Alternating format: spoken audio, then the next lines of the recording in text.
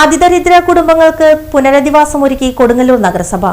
കൊടുങ്ങല്ലൂർ നഗരസഭാ പ്രദേശത്ത് 2012-13 IHSDP പദ്ധതി പ്രകാരം 44,75,000 രൂപയും 25-26 പ്ലാൻ ഫണ്ട് 11,50,000 രൂപയും ഉൾപ്പെടുത്തി കാവിൽക്കടവിൽ പണി പൂർത്തീകരിച്ച ഫ്ളാറ്റിൽ നഗരസഭയിലെ അതിദരിദ്ര പട്ടികയിലുള്ള 3 കുടുംബങ്ങളെ പുനരധിവസിപ്പിച്ചു. നഗരസഭാ ചെയർപേഴ്സൺ ഹണി പീതാംബരൻ താക്കോൽദാനം നിർവഹിച്ചു. PMAY പദ്ധതി തീരുന്നതോടുകൂടി കുറച്ചുകൂടി വീടുകൾ നമുക്ക് പൂർണ്ണമായി പൂർത്തീകരിച്ച് നല്ല സൗകര്യത്തോടു കൂടി കൊടുക്കാൻ സാധിക്കും. ബാക്കി കുറച്ച് വീടുകൾ കൂടി അതിൽ അന്നത്തെ ലിസ്റ്റ് പ്രകാരമുണ്ട്. അതിനുള്ള പദ്ധതിയും കൂടി പുതിയ പദ്ധതിയിൽ ഉൾപ്പെടുത്തിയാണ് നമ്മൾ മുന്നോട്ട് പോകുന്നത്. നമുക്കറിയാം, ഏറ്റവും പ്രാധാന്യം നൽകുന്ന അടിസ്ഥാന ജനവിഭാഗങ്ങളുടെ ക്ഷേമപ്രവർത്തനത്തിനാണ് എപ്പോഴും നഗരസഭ പ്രാധാന്യം ചെയ്ത് മുന്നോട്ട് പോകുന്നത്.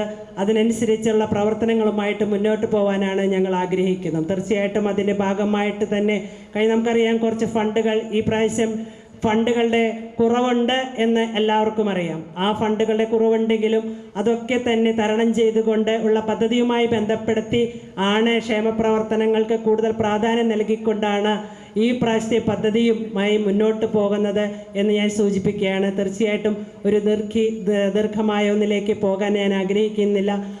തീർച്ചയായിട്ടും ഇന്ന് ഇവരുടെ ഒരു സന്തോഷം കാണുമ്പോൾ തന്നെ നമ്മുടെ മനസ്സ് നിറഞ്ഞിരിക്കുകയാണ്.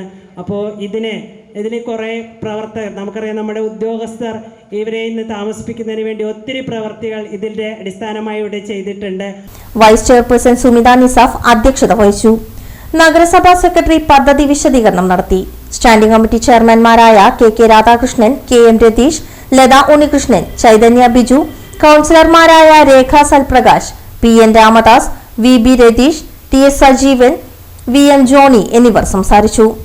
റസോജ ഹരിദാസ് സ്വാഗതവും ധന്യ വിൻസെന്റ് നന്ദിയും പറഞ്ഞു. പുനരധിവസിപ്പിച്ച കുടുംബങ്ങൾക്ക് ഓണപ്പുടവ, ഓണക്കിറ്റ്, പാചക ഉപകരണങ്ങൾ, കട്ടിൽ എന്നിവയും നൽകി.